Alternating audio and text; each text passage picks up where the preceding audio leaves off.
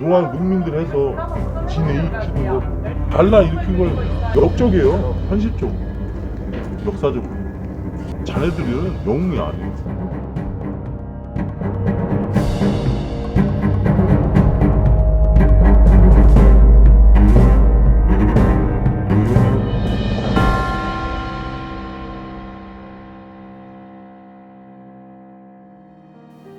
지금으로부터 130년 전, 당시 조선 사회에서 살아가던 백성들의 삶은 가혹했습니다.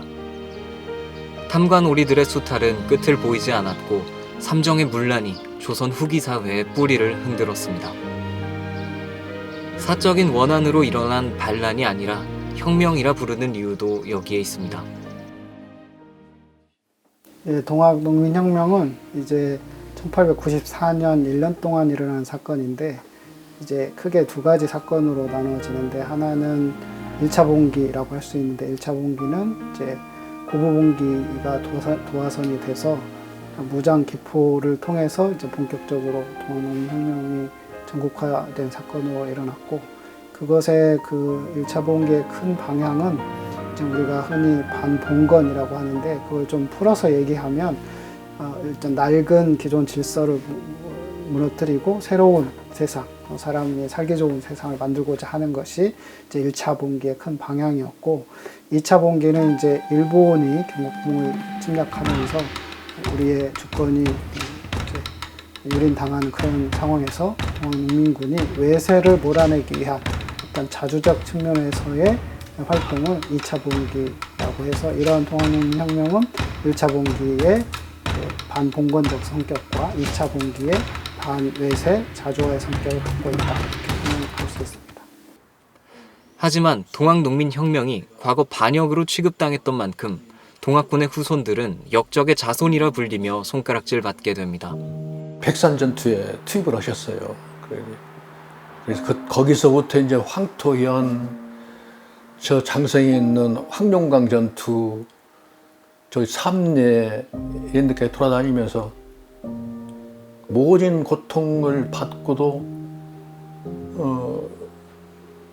이제 우금치에서 그냥 이제 다시 밀려나서 신무기에 대항하다 물려나서 다시 제2 그 봉기를 주도하기 위해서 숨어 있다가 결국은 이놈들 경찰한테 잡혔죠. 잡혀서 감옥에 가서 감옥 생활을 하다가 돌아가셨어요. 모든 그 고통, 고문 다 견디지 못하고 돌아가셨는데, 그 여파로 그 부인, 그러니까 우리 증조 할머니가 되겠죠. 그리고 그분은 아주 를 해버리고, 그 어머니는 오로지 옥수발을 하면서 혹시나 어디 죽어서 나오는가 이렇게 보기 위해서 아마 거기서 생활하다가 길거리에서 잠자고 막 그랬겠죠. 그러다가 결국 그분이 돌아가셔서 시신도 못 찾고 그냥 구덩이를 파가지고 거기다 그냥 다 집어넣어버려서 묻어버린 것 같은데, 그때까지도 사회 풍습이 반란이라고 그랬으니까, 밀란이라고 그랬으니까 죄인 아닙니까? 관군에 달라 그랬으니까. 관군에 맞서서 싸웠는데 오로지 국가를 위해서, 국민을 위해서 싸웠지만 그것이 국가에서 인정해주지 않는 그런 밀란으로 되어버리니까 역적이 되어버린 거예요. 지금도 안 풀려요. 안 풀렸어.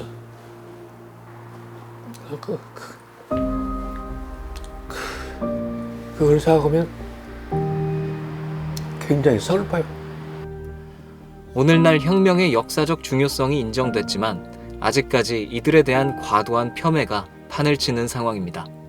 이전에도 수많은 반란이 있었는데, 그 반란은 어떤 기존의 그 지배층이라든지 일부 개인의 입장에서 자기들의 권력을 갖거나 또 자기의 기득권을 지키기 위한 그런 측면이 있었다면, 이 동학농민혁명은 한국 역사 발전 과정에 있어서 민중이 역사 발전의 주체로 등장한 최초의 사건이었다. 이제 그 말은 민중이 민주주의의 뿌리로서 어떤 역사의 주체로서 등장하고 그러한 세상을 만들기 위해서 만들어진 것이 바로 동학농민혁명이다. 그런 측면에서 동학농민혁명을 우리가 그 민주주의의 뿌리, 한국 민주주의의 뿌리라고 얘기할 수가 있는데, 그것은 민주주의라고 하는 것은 백성이 주인이 되는 것이고, 그렇게 보면 한국 민주주의의 뿌리로서 동학농민혁명이 자리하고 있고, 그 동학농민혁명이 정신이 이어져서 일제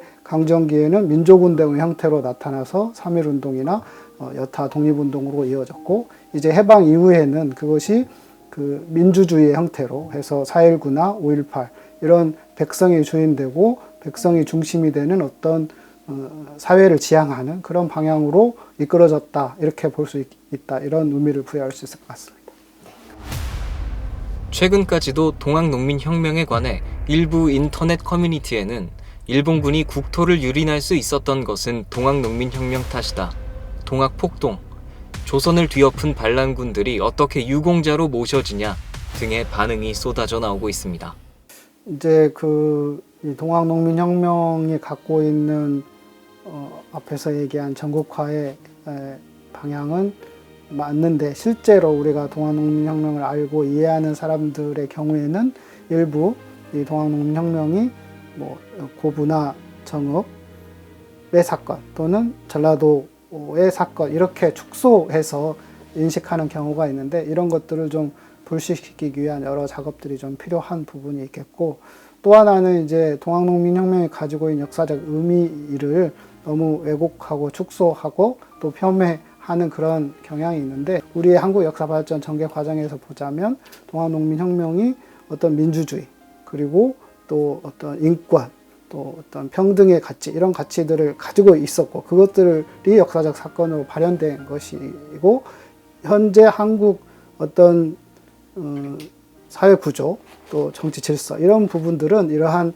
동학농민혁명의 정신에 입각해서 만들어진 것이다, 이렇게 볼 수 있기 때문에, 그러한 부분들은 조금 많은 사람들에게 그것이 올바르지 않다, 뭐 이렇게 좀 설득하고 또 그것들을 적극적으로 우리가 얘기해야 되지 않을까 싶습니다. 이에 전북일보는 동학농민혁명의 올바른 국민적 인식을 확산하고 역사 바로잡기에 동참하고자 이번 기획 시리즈를 마련했습니다. 이번 기획은 동학농민혁명이 한 지역에 국한된 것이 아니라 전국적인 거사임을 되새기고자 정읍, 고창, 부안, 장성, 전주, 김제, 완주, 공주, 예천, 태안, 하동, 홍천, 장흥, 보은 등의 주요 유적지를 찾아가 현장을 둘러싼 상황을 살펴볼 예정입니다.